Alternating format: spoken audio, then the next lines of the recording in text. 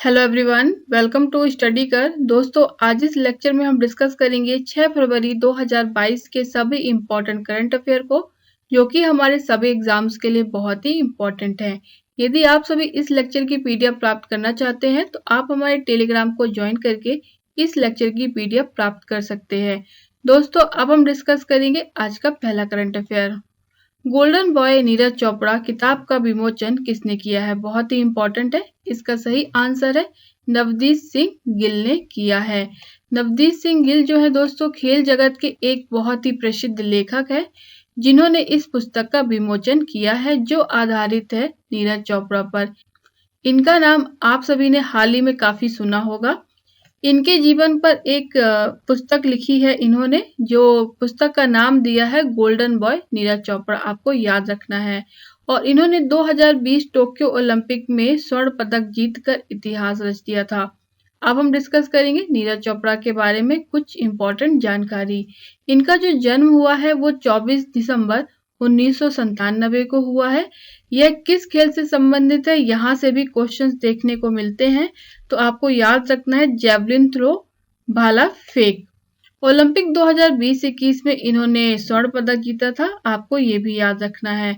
और इनका जो जन्म स्थान है वो पानीपत हरियाणा है। ये कुछ इंपॉर्टेंट पॉइंट्स हैं जो आपको याद रखने हैं। अब हम देखेंगे दोस्तों आज का सेकेंड करंट अफेयर। हाल ही में यूसीजी के नए चेयरमैन कौन बने हैं? बहुत ही इंपॉर्टेंट है।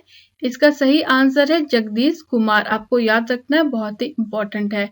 कुछ इंपॉर्टेंट डिटेल्स को भी देखेंगे। जवाहरलाल नेहरू विश्वविद्यालय यानी कि जेएनयू के कुलपति हैं एम जगदीश कुमार, जिनको हाल ही में अनुदान आयोग यूसीजी का अध्यक्ष नियुक्त किया गया है, आपको याद रखना है। यूसीजी के बारे में कुछ जान लेते हैं। भारत का विश्वविद्यालय अनुदान आयोग केंद्रीय सरकार द्वारा एक आयोग है जो विद्यालयों को मान्यता प्रदान करता है। बहुत ही इंपॉर्टेंट पॉइंट है। इसका गठन कब किया गया था? 28 दिसंबर 1953 में किया गया था। इसका हेडक्वार्टर है दोस्तों न्यू दिल्ली, नई दिल्ली में, और इसके वर्तमान चेयरमैन है जगदीश कुमार। कुछ इंपॉर्टेंट पॉइंट्स है जो कि बहुत ही इंपॉर्टेंट है। दोस्तों, अब हम देखेंगे आज का थर्ड करंट अफेयर।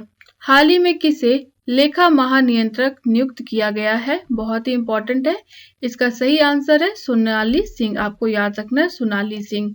दोस्तों, अब हम कुछ इंपॉर्टेंट पॉइंट्स को भी देखेंगे। भारत सरकार ने 1 फरवरी 2022 से वित्त मंत्रालय के व्यय विभाग के तहत लेखा महानियंत्रक का अतिरिक्त प्रभार संभालने के लिए सोनाली सिंह को नियुक्त किया है। बहुत ही इंपॉर्टेंट पॉइंट है। दीपक दास का यह स्थान लेंगी, आपको ये भी याद रखना है। दीपक दास अभी हाल ही में 31 जनवरी 2022 को सेवानिवृत्त हुए हैं। सोनाली सिंह की बात करें दोस्तों, सोनाली सिंह भारतीय सिविल सेवा की 1987 बैच की अधिकारी हैं, आपको ये भी पॉइंट याद रखना है। इनकी नियुक्ति किसके द्वारा की जाती है? भारत के राष्ट्रपति के द्वारा की जाती है। कैग का हेडक्वार्टर है नई दिल्ली, आपको ये भी याद रखना है। इनकी आयु कितनी होती है और इनका कार्यकाल कितना होता है, आपको ये भी याद रखना है। तो कैग का जो कार्यकाल होता है 6 वर्ष, अधिकतम 65 वर्ष आयु तक होता है। दोस्तों, कैग का जो वर्णन किया गया है अनुच्छेद 148 में किया गया है। बहुत ही इंपॉर्टेंट पॉइंट्स है, हमेशा एग्जाम में पूछा जाता है। दोस्तों, अब हम डिस्कस करेंगे आज का नेक्स्ट करंट अफेयर। हाल ही में इंडिको के नए प्रबंध निदेशक किसे बनाया गया है? बहुत ही इंपॉर्टेंट है। इंडिको के नए प्रबंध निदेशक अभी हाल ही में बनाए गए हैं राहुल भाटिया, आपको याद रखना है। कुछ इंपॉर्टेंट पॉइंट्स देखेंगे। इंटरग्लोब एविएशन ने शुक्रवार को अपने सह संस्थापक राहुल भाटिया को कंपनी का प्रबंध निदेशक नियुक्त करने की घोषणा कर दी है। बहुत ही इंपॉर्टेंट है।